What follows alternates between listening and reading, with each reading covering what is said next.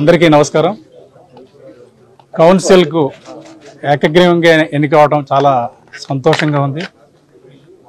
ఇది ఒక బాధ్యతాయుతమైన పదవిగా నేను భావిస్తున్నాను.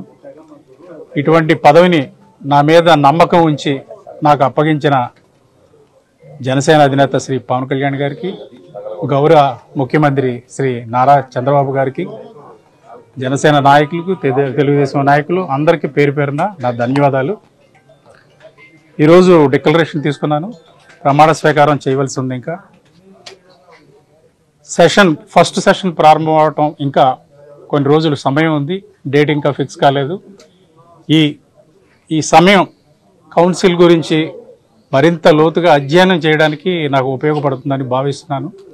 కౌన్సిల్ ప్రొసీడింగ్స్, ప్రశ్నోత్తరాలు, సబ్జెక్ట్స్, అంతకుముందు పెద్దలు జరిపిన చర్చలు, దాని ఫలితాలు, నేను భవిష్యత్తులో కౌన్సిల్లో ఏ విధంగా ముందుకెళ్ళాలి, ఎటువంటి అంశాల మీద దృష్టి పెట్టాలి, ఏ అంశాలు మన రాష్ట్ర ప్రజలకు, మన రాష్ట్రానికి ఉపయోగకరంగా ఉంటాయి, ఇటువంటి అంశాలన్నిటి మీద ఒక అవగాహన రావడానికి నాకు ఈ సమయం ఉపయోగపడుతుందని భావిస్తున్నాను.